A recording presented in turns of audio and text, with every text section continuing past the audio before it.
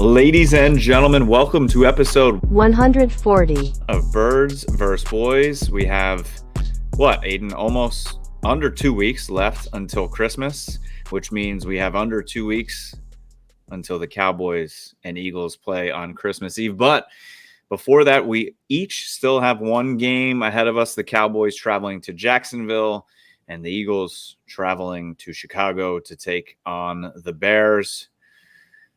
Both teams coming off victories two different ways. So we'll hit on that. But Aidan, how are you?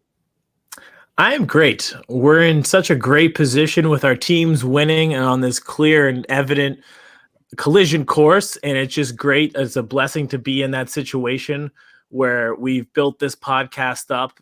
And it's just such a solid system that we have with this podcast. And we have such a great support system behind us and the producers that we have. Mm-hmm. And you can just see the system and how it's excelling and how it's doing. And you can just see the system is doing really well for us. And I'm just in year 3 of this system. It feels great to just have that support and just really be excelling as a system. And I mean, we got to go out and enjoy the system a little bit this past weekend at the Army Navy tailgate in Philadelphia. Had a couple drinks. I think the young guys survived the day after a little bit more than the old guy, but it was a good day. It was. Does that count as a company meeting of Yes. All 4 of us were there for the tailgate? Yeah. Vince, I'll give you the receipt for the beer and the hoagies, and you can write it off. He literally did that, by the way. Mm-hmm. I don't know if I'm supposed to say that on air, but I did now. Oh, well. We talk. As long as you talk business for any amount of time, it's a business meeting. We talked about the podcast multiple times. Let's talk about the state of the podcast. And we post them on our social media. That's true. Business proof meeting. Of performance. That's Mm-hmm. a big thing mm-hmm. at my job. You have to always have proof of performance. We did. Let's talk about the podcast a little more. It's going to be like classic look ahead talk because we're getting into next week and we have to play a game this week. But obviously, Christmas Eve will probably be the biggest week in this podcast history. So we're going to treat it as such. We're going to do a show until these two teams play in the playoffs. As of now, until they play each other in the playoffs. So we're just going to do a show every single week. Every single day that week. Yep. We already do a show every single week. Actually, we're going to do a shows a day. Every single day, possibly multiple shows a day. We have guest booked for every single day next week. We have multiple guests on the same show coming on. We have rivalry. We have intrigue. We've got interviews. It is going to be nonstop. We're going to be guest hosting another show with our guys from Flipping the Birds as well. Mm-hmm. So literally every single day leading up to Christmas Eve next week, you will have new Birds vs. Boys content. We'll probably, numbers-wise, looking at the list that's still growing, could have more guests in 1 week than we did the entire season, which isn't even saying anything about the guests so far. It's just that's how much content, that's how many shows we're doing ahead of this Christmas Eve game. And you speak to the level that this podcast has gotten to, right? And this system, all these guests that are coming on have been on before and want to come back and want to do something. We explain to them what they're doing, all in. And these are people that are very busy with their own content. Mm-hmm. And they want to come on to do content with us. 1, because this game is so big and it's going to be so much fun. But 2, they know the content we provide and what happens when the two of us get together with them. They responded to you in a matter of minutes. Literally. You texted me that you were putting out a list and you were texting me, this person's in. We'll have the full list. We'll probably try to solidify it by the end of the week and have it out in promo form. I don't want to give anything away. You mentioned that there are quite a few recurring guests. We teased it to them and we're like, maybe we'll have you back on for the week of when we actually play each other. Well, that's pretty much here. We've got one game to go. We're about to preview it here in a second, but we're at that point, and both of our teams are still in this chase, and they're still Super Bowl contenders. So everyone's coming on. I explained it to Kevin. I'm like, this is the end, where every person in it is going to be famous. It's like every single person that you follow on social media that talks about this rivalry will be on the show next week. Yep. And it's going to be awesome. I can't wait. I'm pretty excited. I literally can't wait. I was already telling my wife, be ready. There is just interviews happening at all times of the day. None of my gifts are being wrapped. I'm just gonna hand them over. Mm-hmm. I took off work for the week specifically.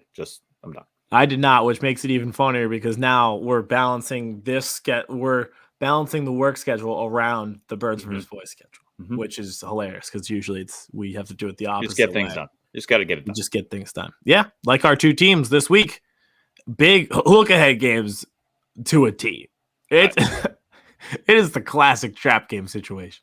I think more for the Cowboys than the Eagles. I think the Eagles are, I don't know, they're a little bit more of a well-oiled machine right now. And now Justin Fields is sick, so he's questionable. I'm sure he's going to go. But, I don't know. I'm terrified. I would be if I were you. I am nervous in the psychological sense that it is very clear if you beat the Cowboys, it's over, right? Like you're the 1 seed, you win the division, you basically you don't even have to play the week 18. So to me, it's just I'm not worried again in terms of talent. It's in terms of a look ahead situation. I think I said something similar last week. It's like when you line these two teams up on paper, it's not close, but the psychological aspect of it is what worries me. And I'm not fully worried about this game strictly because of a look ahead and strictly because Micah Parsons is talking about the Eagles. That's not all of why I'm nervous. I'm also nervous because the way the Cowboys have been playing since, I don't know, Thanksgiving, right? I mean, since the Colts, they were not good for 3 quarters against the Colts. They were not good for a half against the Giants. They were not good for 58 minutes against the Houston Texans. Like, this is a trend that's happening right now. The way Dak has been playing subparly, 8 interceptions in 8 games, 9 total this year. And when he was questioned about it, they said, how do you feel about the 9 interceptions this year? He goes, how many do I? 9? He didn't even know that he's thrown 9. And he was like 9 shocked at times. it. 9 times. So it's, Bueller.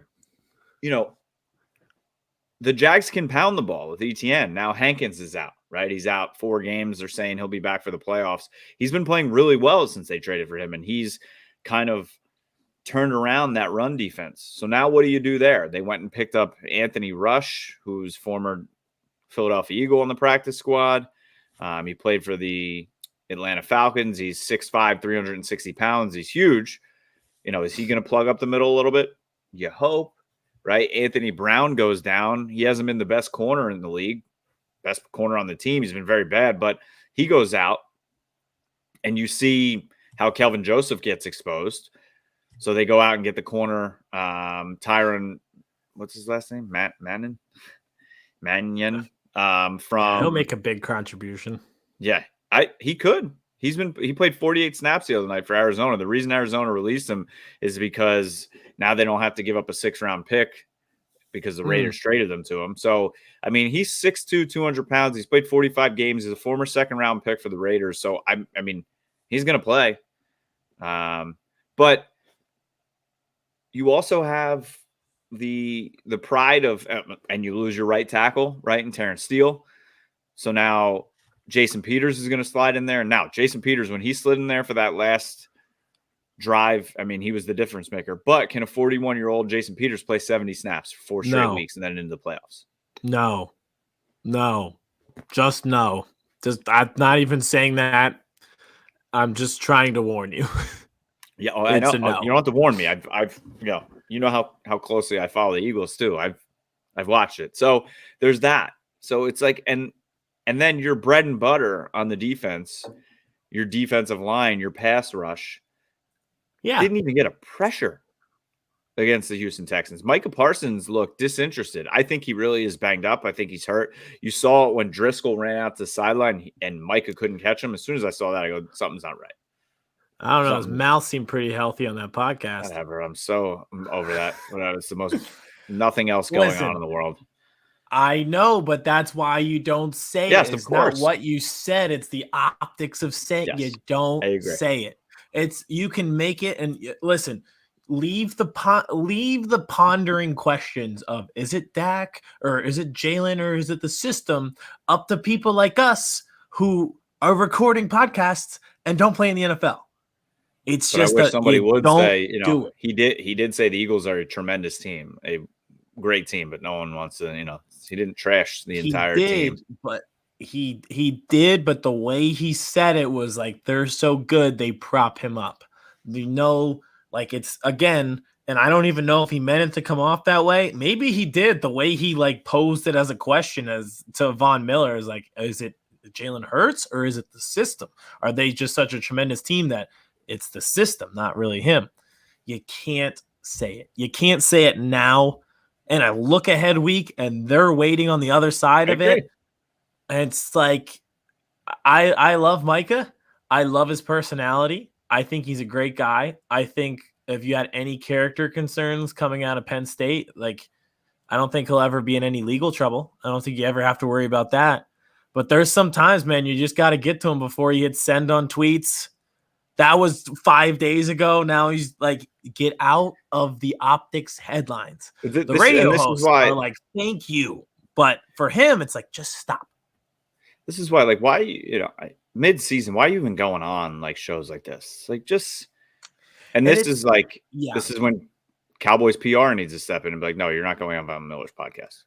No. Yeah, correct. So that's the thing. It's like, this is the new day and age where players host podcasts. I know Darius Slade does a spot every week where he kind of like talks about it, and he's funny. Like, he might run into a situation where he could say something about Dak and that gets misinterpreted, and they end up in a situation where he's the culprit of bad headlines or something like that. But it's just, you got to know when not to say. Yep, I agree. But he needs to know when to turn it on, because he hasn't. And that's the other thing. And I've never said a bad thing about Micah. And I never will. I might say one bad thing right now.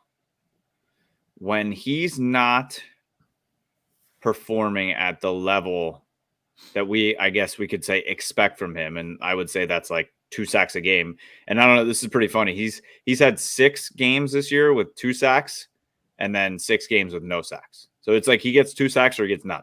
But what was one of the 6? When it's one of those 0 sack games or like the game in Houston, like, you see it on his face. He looks disinterested.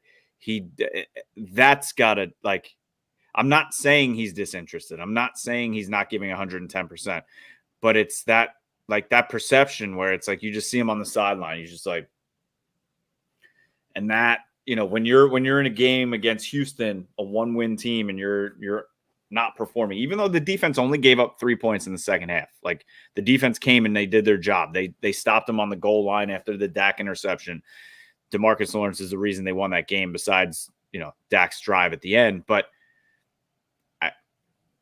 the next couple weeks into the playoffs, I mean, this team has to live or die by that pass rush. And that starts with Micah Parsons.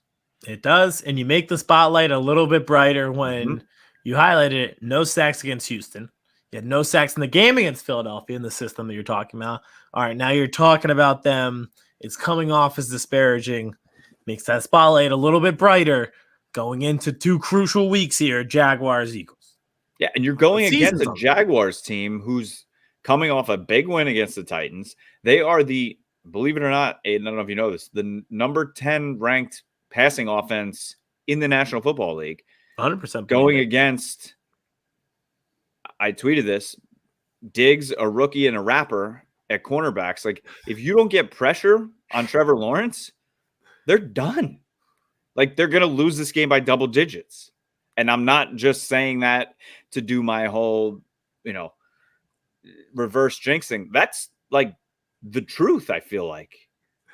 I just real quick, I love how last week I wouldn't let you do the reverse jinx. I was like, no, you're not even allowed to do it this week. And no way will that work against the Texans. It almost worked. And nothing was worse than laying on my couch hungover from throwing up, having to watch that game on a laptop because my wife was watching the Eagles game and I was just laying there dying. And I'm watching the Cowboys Houston game, watching Cavante Turpin muff a punt at the 25-yard line. It was great. That was a disaster. I don't know if that was a look ahead to the Jaguars and that's what you hope, but you're totally right. Like, Trevor Lawrence is looking like Trevor Lawrence, and this probably goes, it doesn't really shock anybody that when Urban Meyer isn't his coach, he actually looks pretty pretty legitimate. I think what would come to a shock to some people is the fact that Christian Kirk, that contract might actually be worth it. Because you now look at it going into the future, Zay Jones, Christian Kirk, and they're going to have Calvin Ridley next year.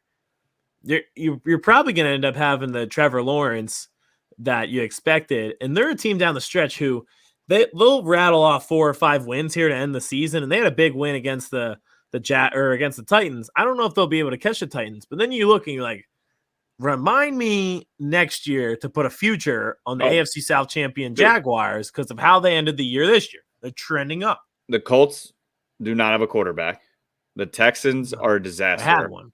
The Titans are frauds. We'll see what Malik Willis is in the future, but the Jaguars win that division next year if they stay healthy. I 100% believe it. And it's one of those things where if the Cowboys lose, people, if you're not paying attention, and fair enough, like you don't have to pay that much attention to the AFC South, but if they lose, they're going to be like, look at that record. How did they lose? And then you really dig into it and you're like, these stats aren't matching the record the past month. It's trending upwards. Mm-hmm. So I am, I'm terrified about this game. However, it's great. I'm going to say something good, I guess, about this front office. Like, I'm intrigued at some of the moves that they're doing right now, right? They just claimed a cornerback off waivers. I can't remember the last time they claimed somebody off waivers. I honestly can't. And he's somebody that can help them out. They went and signed the D tackle, Anthony Rush, because they knew, they needed at least a big-ass body to plug some holes there. Then, after all the talk, after all the drama, after all the Mavs games and the OBJ chants, and I'm seeing tweets today too, like, oh, well, now it looks like, Odell might sit out no shit. Like, he can't play. We knew this weeks ago. Did you see the quote from Jerry Jones that he's like, he remains a target. He'll be good for springtime. Yeah. Like, we did all that for a guy who won't be available until springtime. That's used car salesman Jerry, just to try and keep the headlines going. This is why everyone hates you. That's it. Yep. And that's why most Cowboys fans hate it as well. But they didn't just sign him, right? I don't know if that's Stephen Jones and Will McClay being like, no, Jerry, it's not happening. Or if Jerry actually was like, oh, okay, like he can't play this year. Because Jerry did say that the prerequisite before he even came in was like, this year was a must. Like, I'm not signing you to a 3-year, $20 million a year deal and only getting you for next year and the year after. Like, that's not happening. Correct. But I mean, that is smart. If they do want his services for next year, now they're going to have to be in a bidding war, once he's fully healthy in free agency. So, yes, I think he's going to end up with the Giants. I really do. Yeah, I think they'll overpay is the thing. They're desperate times increases demand. Yep. But I do like the Ty Hilton signing. I'm not saying it's a difference maker that puts him in the Super Bowl, but he's healthy. He still has, I mean, he was 4.41 coming out of college. Okay, let's say he lost a step. Okay, he's 4.45 now. Like, that's still the fastest receiver on the team. They don't have anyone that can take the top off the defense. They don't have anyone that can beat zone coverage. This is something that they don't have. This is something that they do need. He's also a veteran that I think is going to help CeeDee Lamb. I think is going to help Michael Gallup. He's definitely going to help Dak Prescott in more than just on the field. It's already come out that he's been at the Star 15 hours a day trying to learn this offense to get ready for this Sunday. Like, that's also not something Odell would be doing. To me, he's the anti-Odell because he's a veteran who's been productive for years, but he played, again, in the AFC South that we've been talking about, and he played in a media market that's Indianapolis. Mm-hmm. And Odell has been famous playing in media markets like New York and Los Angeles, and there's always the headlines. And this guy's just been, like, quietly productive. He's almost like the anti-Odell. So it's ironic that you ended up with Ty instead of OBJ. As obviously he's 33 years old now. He's a little bit older, but I mean, the deal is $600,000 guaranteed. He's got $50,000 in game bonuses. It's a $1.3 million max deal. I mean, it's a no-brainer. If he gets an injury in 3 weeks, okay. Which he could. Like, it's what have you been talking about all year, Aidan? That the Eagles common sense moves. It's what this is, right? Jalen Tolbert your third-round rookie, has given you nothing this year. James Washington came out last week. I mean, I don't want to fully judge him on one game. Like, he caught one pass and then got blown up and dropped the ball. I hope this isn't an indictment on him. Like, they're like, oh, shit, he can't play. I hope it's more of a, Jalen Tolbert's not the guy this year, so we're going to throw him on IR. Because, I mean, you have CeeDee Lamb, Michael Gallup, Noah Brown, who continues to show up in big spots, right? He had that huge catch on the final drive. Like, he does show up when his number's called. And then you have James Washington and Ty Hilton at the back end. Okay. Like, it's the number one receiving core in the league, but it's going to get the job done. It's a solid system. It's not the best system out there, but it's a solid system. And the thing is also is when the Cowboys don't take deep shots, right? And they don't have a guy that can spread the field, which they don't have, that hurts your running game. Now they have a threat of TY. They have a threat of James Washington. You have those guys on the outside. That's going to back guys out of the box a little bit. That's going to help Pollard. That's going to help Zeke in the running game as well. I'll definitely agree with that. And I think it creates that balance that has always been their bread and butter of being able to run to set up the pass. Mm-hmm. So we'll see. My worry with TY is that there's been many years, even in his prime, where he'd have a groin and a hamstring and all these soft tissue injuries. And it's like, well, if that was an issue for you 4 years ago, what is it going to be like now, coming in cold where you haven't played yet? Now it's week 14. I don't know. So we'll see. But you had to do something, and they did. So like you said, it's a no-brainer move because it either works and you spent no money for it, or it doesn't work and you really had no risk because you had to do something and you didn't have to really pay, and you didn't do anything too desperate to fill a hole. So we'll see. So question for you too, because I haven't asked you about this. So you're watching the Eagles on Sunday, kicking the ever-living shit out of the Giants. You're enjoying the redemption game. It's a lot of fun. It was awesome. You then either see on Red Zone or you get the notification that Dak Prescott throws the interception in the red zone, and now the Houston Texans have first and goal with 5 minutes left in the game. What is going through your head? I was so excited because I didn't watch Red Zone. I was locked into the Eagles game, and it was right about the time where you were like, all right, looking at the watch, time to pull the starters out of here. And they did, and I'm saying, all right, and let's check out Red Zone. I put it on, and I'm like 23-20. You didn't even know at that point. I knew that the game had been close. I knew that the Texans had led. I didn't realize it was 23-20 that late in the game. I see the interception. They have the ball at the 5. I'm like, they punched this in. It's over. Like, and I wanted it so bad. I was just like, this would be too funny. Like Christmas Eve, it wouldn't help me for the podcast sake, but it would be hilarious if that game didn't matter because you guys lost to the Texans. I did not realize that Dameon Pierce had got hurt. I should have, because 4 people on my fantasy team left early with injuries. So that's that. Hell of a run, boys. So them giving the ball to Rex Burkhead on the 1-yard line made me want to have a brain aneurysm. Mm-hmm. And the full 1-11 and 1 Texans came out. Like, to call a timeout on 4th and goal, come out and not look like you didn't know what the play was that was Texas football for you, boys. So now Dallas takes over at their own 2-yard line. What's your thought? Like, that they were winning. Really? To be completely honest with you, hindsight's what, 50-50, 20-20? What's that saying? 360, 180? Yeah. And anyways, I could just be saying that and be like, oh yeah, I knew they were gonna win. No, like, you could just tell. They were playing the Texans. Like, that was the one shot that they had. They failed to execute. They gave the ball back. I honestly, to be fair, I don't know if they were going to score a touchdown there. I thought they would tie it and then win it in overtime. Yep. So I guess they didn't totally think they'd win in that moment, but I had a pretty good idea where it was going. That moment, that drive is what it's like the Godfather 3 where they pull me back in. But like, that's those are the moments every other July Tuesday.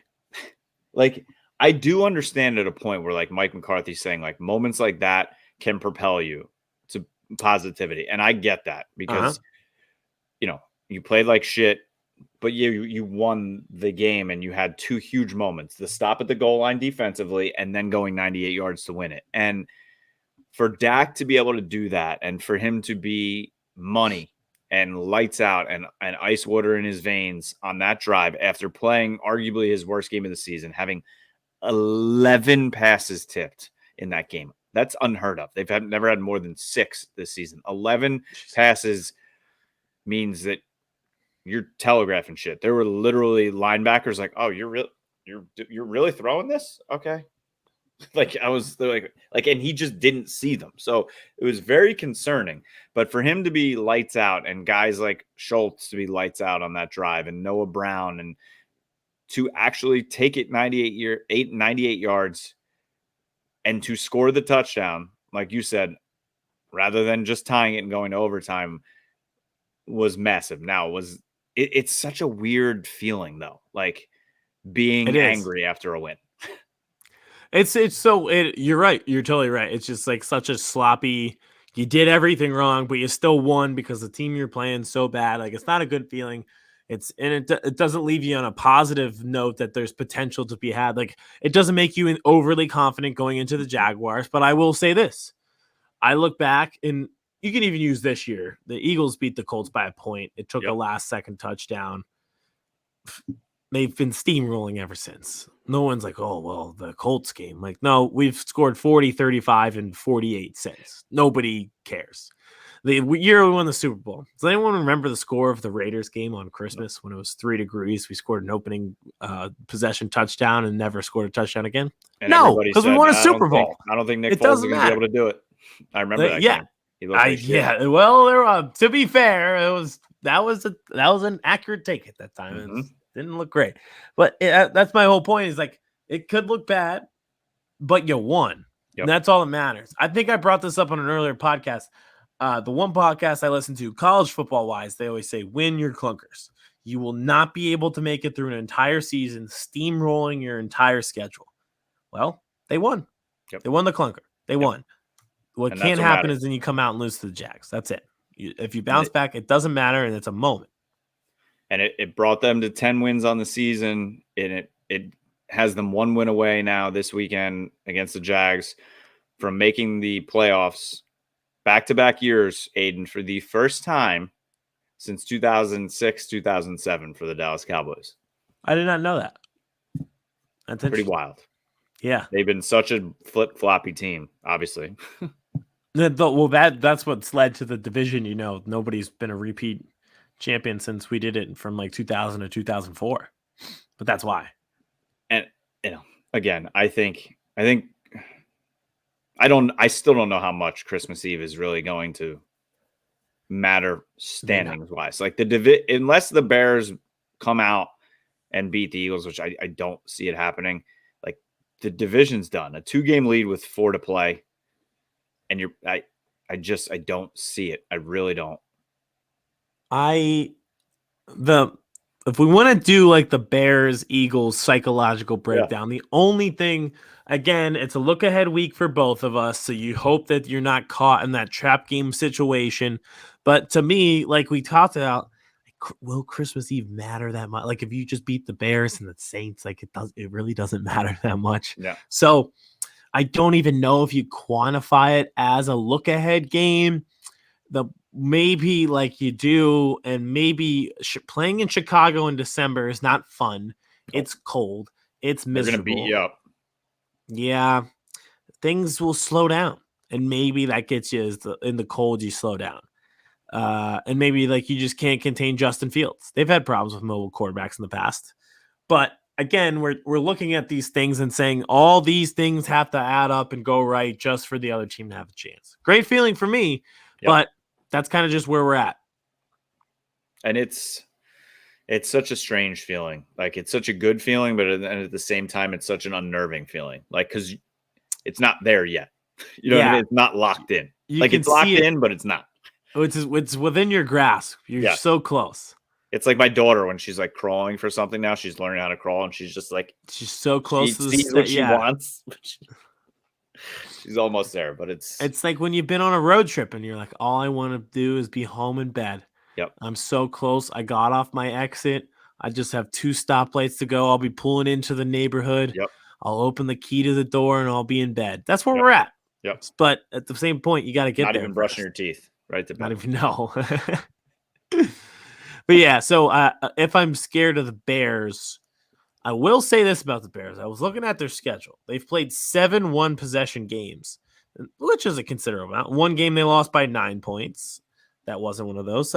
So they, even when they lose, they play close games. They're in games. Justin Fields keeps them in games. So I don't know if it's like going to be this 48-14 pull out the starters blowout, but they're well coached too. Like Matt Eberflus is a good head coach. Former Yeah. Dallas Cowboys defensive coach. Something clicked and they figured this thing. They like figured out Justin Fields, and it was so funny to see them do it on the fly. Like it wasn't an all year thing. Yeah. So just looking at their games, a lot of one possession games, and against good teams. Like the Vikings beat them by a touchdown, the Dolphins beat them by a field goal. You guys kind of killed them. So that's but no, they were Lions in that game. That was like the Colts game. They were in that game. Dallas was up 21-0. They came all the way back, and then Dallas took it on the back end. Yep. So yeah. Oh wow, their schedule really is rough. They go Eagles, Bills, Lions, Vikings to end the year. Yeah. That's Speaking of the Lions, man. Yes. You know what's going to kill them? You know what's going to kill them, right? The fact that they play in Detroit. No, I mean to make the playoffs this year. What? That Washington Giants tie is going to kill them. Yeah, it might. One of and those honestly teams is might get in because of that tie. Yep. Yeah, it'll improve the record. If you took the back half of the season and just did it off of, if this were like the BCS, they'd be the Lions would be in. Yes. They wouldn't put the Giants or the Commanders in based on the play. Nope. The skill and play that you've seen recently. So I wouldn't want to play them. No. In the playoffs? No. Well, I guess you wouldn't. You'd rather, like at this point, you'd rather play the Buccaneers. Maybe not you because you've never. No, I'd rather. No, I don't even want to play the Panthers if they win the division. I don't want to play anybody. I'm terrified of just the playoffs. We all want to play the Vikings. I'm broken. So I don't want to play the Vikings either because Dallas has won 4 straight games there, and that means there's a reason why. Yeah, I know, but I'm broken, Aidan. But when the playoffs come, I'm broken. Look at you talking to. You have a Super Bowl fucking 4 years ago. Hey, Vince wasn't even born the last time I saw a Super Bowl. Vince wasn't a human in the background, and now he's producing my podcast. Now he's producing his podcast. He's just laughing in the back. And I have a human. Now you have a human. Yeah. So that's I'm broken. I'm terrified. I'm would I want to play Seattle? No. Yes. Yeah, I think I would, but I don't want to play. I definitely don't want to play San Francisco. No. Wow, is their defense good? They're gonna be all right, man. I told you this last week. Brocktober just carried you home. You'd bet on Iowa State every October. He's all right. How about that dude? How about the dude bringing the ball to Brady? Yeah, sign it. At least I heard the audio and he at least complimented him. Yeah. So if he wouldn't have said anything and be like, "Can you sign my ball?" And it turns out it was the ball he intercepted, I'd be like, "Come on, man." It's pretty. Imagine giving up your family for this season that they're having. That defense is awesome. I don't know, man. I won't want to play them because they're just the classic team where like something goes wrong on special teams, you can't get anything going on offense, and they beat you 13-10. Yep. Like that's if I'm Philly, that's the team you hope somebody takes out before the NFC Championship game because they will figure out a way to at least contain your offense. That is the number one bar debate going on amongst Philadelphia millennials.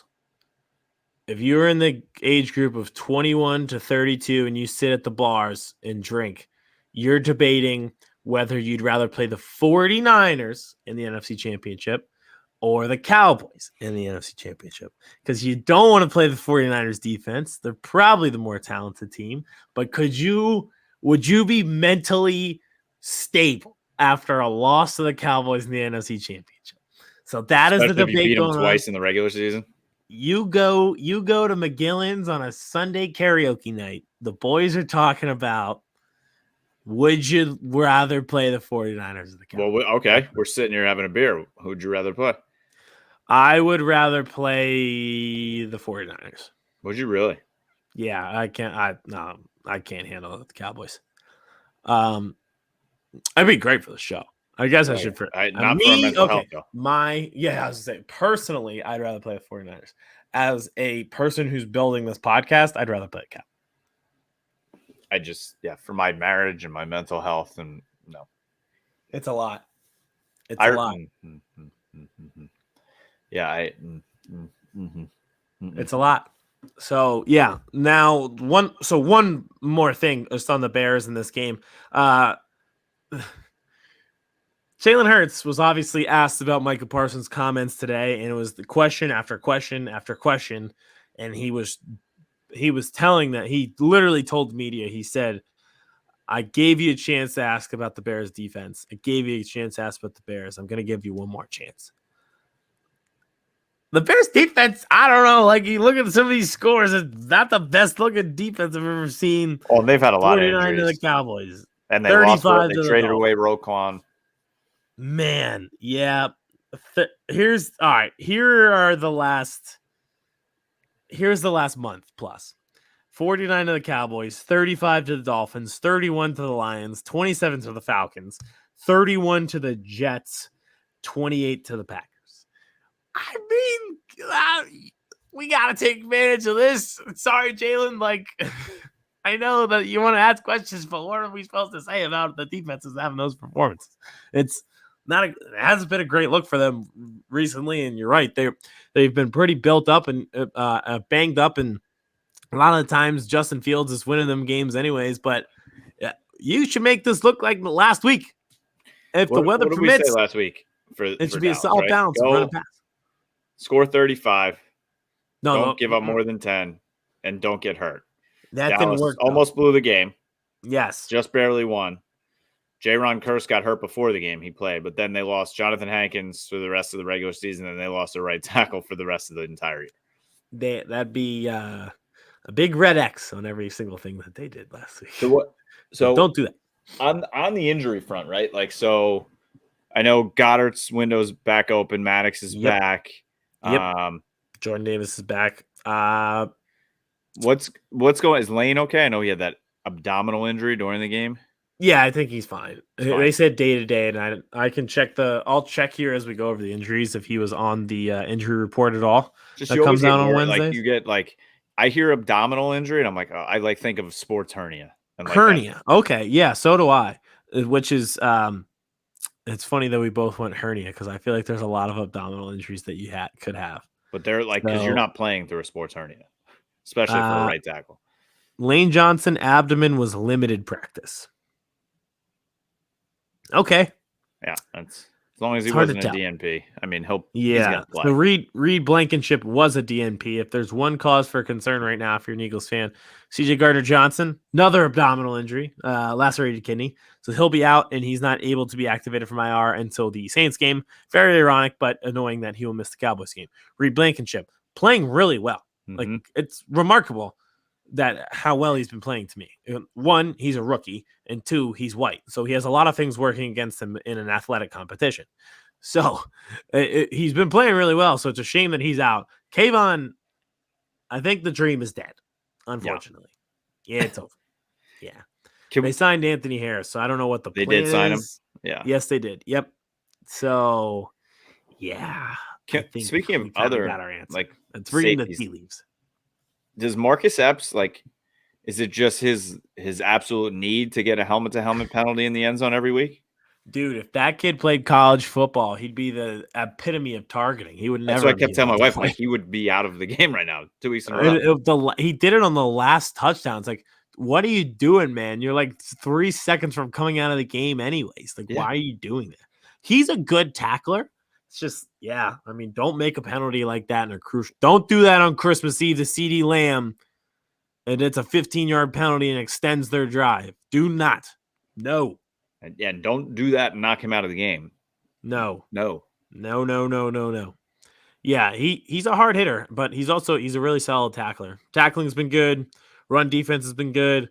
Corners look great. Hilarious again that like the Giants were lost covering Devontae and AJ Brown and looked like they needed James Bradbury. And again, what were you thinking? Why does AJ Brown hate the goalpost so much? I don't know. It's kind of funny though. Can't wait to see. I hope he scores this week and does another thing to it. You can't bring the cell phone out, right? You can't use props.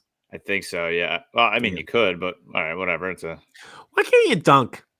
Yeah, it's not a prop. Yeah, it's even like jumping into the Salvation Army kettle. Like you're bringing awareness to a fundraiser, and you get fined for that. That was always an odd one too. I was thinking about this the other week. Do you remember when it was literally a penalty for going to the ground? Like when guys would like lay down or sleep on the ball and like they would get a penalty? Yeah, there was a brief time where they were so strict. Like they're nothing. starting to figure out the sweet spot. You can have like team celebrations and you can get away with more. What? Oof, man, that was bad. You get the Sharpie from T.O. and the cell phone from Joe Horn like won't be beat. Those were just. And if you're the NFL, like those highlights get played again all the time. Like why wouldn't you want more highlights like that? I don't know. I wish AJ Brown could do something cool. You should be allowed to dunk. That's my take. Yeah. I think maybe they're afraid that you're going to mess up because it has happened where then the goalpost gets like and then they have to stop the game to adjust the goalpost. So maybe that's the issue. Yeah. But no, listen, if the Tennessee kids can carry away the goalpost right out of the stadium, one harmless dunk won't be the end of the world. We'll be all right. I think that's one of like 3 moments of sports this past year that I would have paid to be at, like just to be in that mob of carrying that out of the stadium, like the whole being in that moment, like what the fuck is going on right now? Think about that whole game. It was like a 54-52 shootout against Alabama. Like, and you carried awesome moment. The goalpost out of the stadium, carried the goalpost, threw it in a river. Well, I was like, why'd they throw it in the river? I go, why not? They did. Because if you look back and ask an 18 to 22-year-old self, why did you do this? Question is just because. Just happened. You don't know why. Yeah, Vince makes a good point. Can't really take it home. Nope. Although I would have propped that up in my backyard for certain.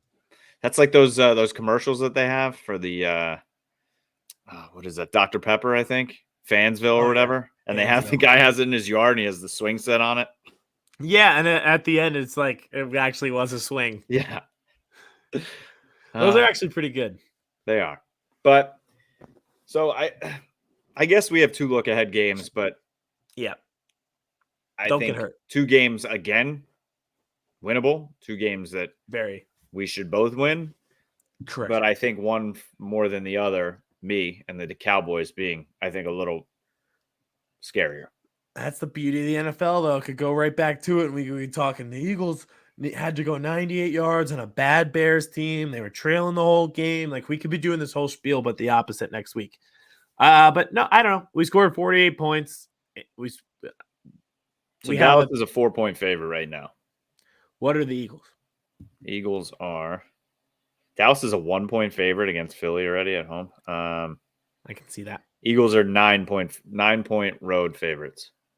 Okay, that seems right. So that would be like a 2-touchdown favorite at home. Yeah, I mean that seems right. Yeah, I think that's totally fair. Yeah, 9-point favorite. They'll win by 2 touchdowns. They'll win by 8. Yeah. So we'll see. I mean, again, especially this late in the game, right? You're 4 weeks left in the season. You guys will probably have the bye. I mean, injuries, like you can't sustain big injuries anymore. Like there's no time. Like there's just no time.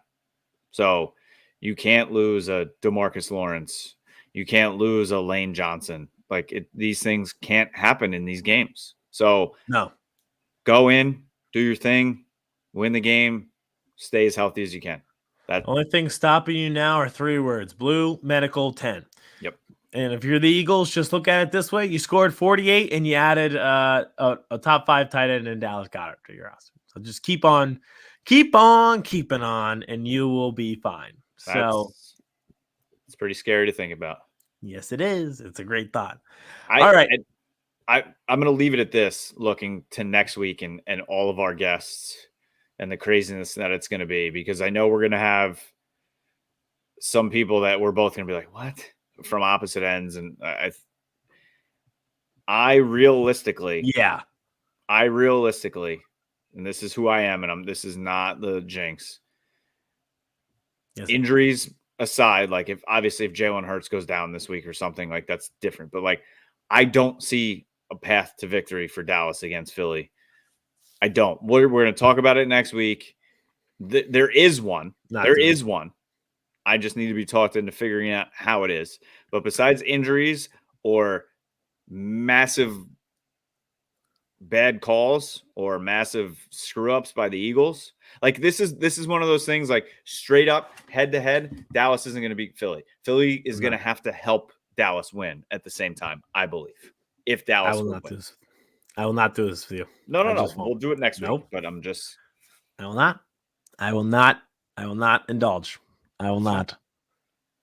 Nope. All right. Power rankings. Come on, Vince. Save me from this. I will not fall for this. Yeah, God forbid you debate it on our debate show. Hey, you're the one who's got to do editing once this is over. I could go for another 45 minutes about these reverse double jinxes that keep occurring on this show. Double secret reverse. You didn't let me do the jinx last week, but who was right? Well, they did win. I know my team. I know my truth. No, you agree with me. You agreed. You said that there was no chance. And they didn't, but I said that there's a way that it could be close. All right, I got to figure this all out. Back on that one. What the hell happened to the Dolphins again, too? 2 weeks in a row. Chargers are good. Again. Take it easy. Should I be back on the Chargers? Should I just keep doing it? I should put the Chargers in the power rankings just to piss people off. Not going to happen. I won't do it. All right. Are you guys ready to do the power rankings?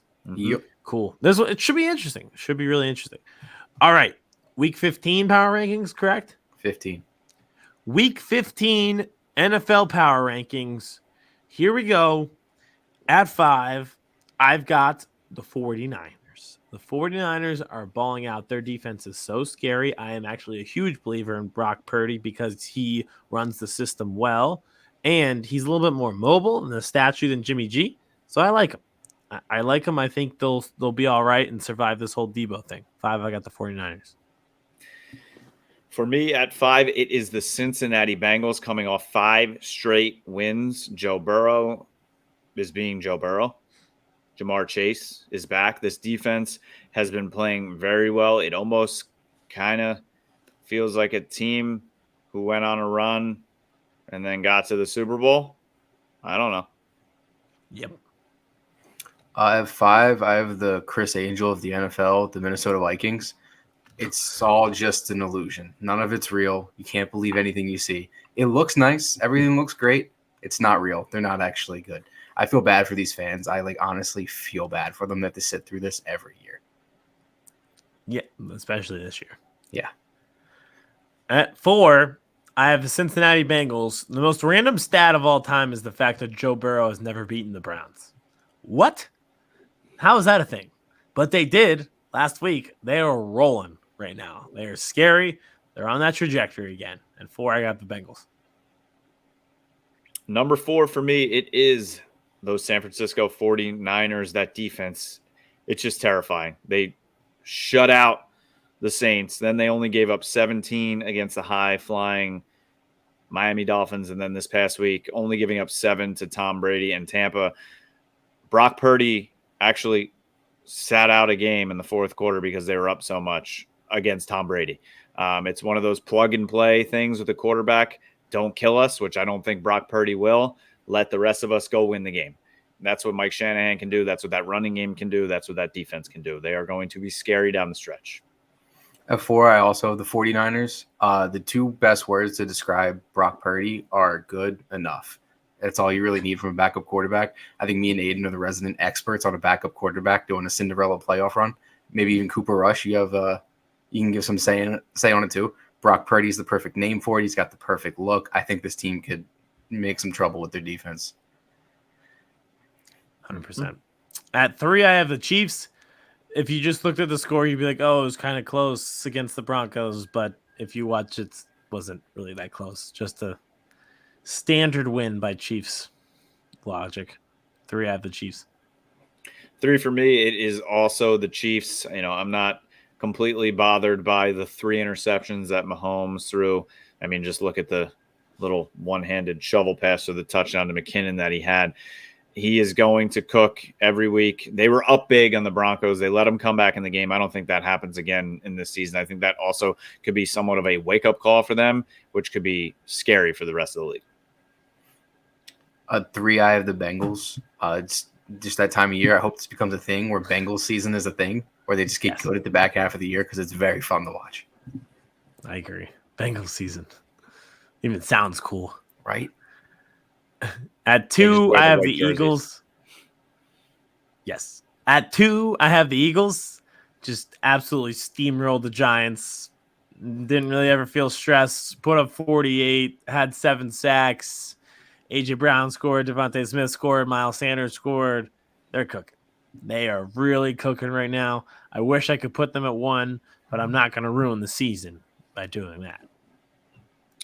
At 2, for me, it's the Buffalo Bills. That high-flying offense hasn't been as high-flying as we expected after week 1 lately, only putting up 20 against the Jets. A good Jets defense, 24 against the Patriots, and only 28 against the Bills. But we'll see. The defense has been playing well. I am a little nervous about their matchup against the Dolphins, since the Dolphins are coming off 2 straight wins. I feel like they're going to be motivated to give everything they have against the Bills. However, I think there could be 7 inches of snow in that game, so that could slow down a South Miami team, probably.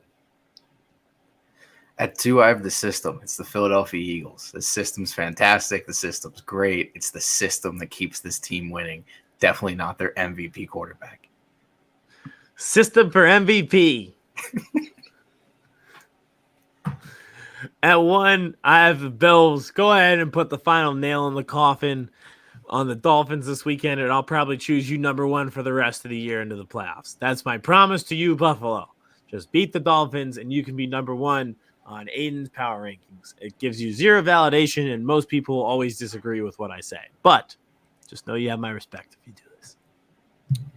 1 for me is that garden in Philadelphia that Nick Sirianni watered last year, and I think they've lost maybe 2 games since everybody made fun of him talking about watering the plants. Their system works. Their quarterback's good. Their receivers are good. Their cornerbacks are very good. Defensive line, very, very good. Offensive line, very, very good. Scary. It's fast. Tackle. They just play football pretty good. Better than everybody else. We just have an intricate irrigation system to water our flowers here in Philadelphia. It's all about implementing that good system to make sure things just run on their own. And it's not any one thing. It's the system. Can't wait till we find out you're using some sort of illegal fertilizer. At 1, I have the Chiefs or the Bills because I didn't feel like picking one. Cop-out answer. Kansas City Bills. Yeah. The Kansas City Bills. Buffalo Chiefs. Actually wouldn't be kind of like the ring on that. Buffalo cheese. I don't have any Buffalo analysis for it. cheese. That's just my pick. That's it. Fair enough. Yep. Thank you, Vincent. All right. Appreciate Thanks, it for Vince. your analysis. Look at I'm that. ready. Under an hour. It makes Vince happy. Makes you happy. Makes my throat happy. Definitely. So let's just win this week. Let's make it happen. Mhm. We're leading up to next week. Again, content every day. Subscribe to the YouTube. I'd like to be at 300 subscribers before the game. We'll be on other shows. We'll have guests on this show. Every single day, there will be content in some form or fashion. There will be guests on every single show in some form or fashion. It will be insane. But first, you got to beat the Bears. You got to beat the Jags. Let's take it home. And don't get hurt. Make sure you listen anywhere you listen to your podcast. We are there. Follow us on Twitter, Birds vs. Boys Pod, on YouTube, and everywhere else you watch. You get your content, you TikTok, we're there. Wherever there's social media, we're there. Okay? Follow us. Tell your friends. Tell your family. This podcast is not just for Birds fans, not just for Boys fans. It's not even just for football fans, because I mean we talk about irrigation systems and Revolutionary whatever War. else. So if you are a home improvement person, you can listen to us too. I'm sure we can help you out as well. Ladies and gentlemen, thank you for listening or watching Birds vs. Boys. Until next week, Avengers Endgame version of Birds vs. Boys. Enjoy the football. That's all I got.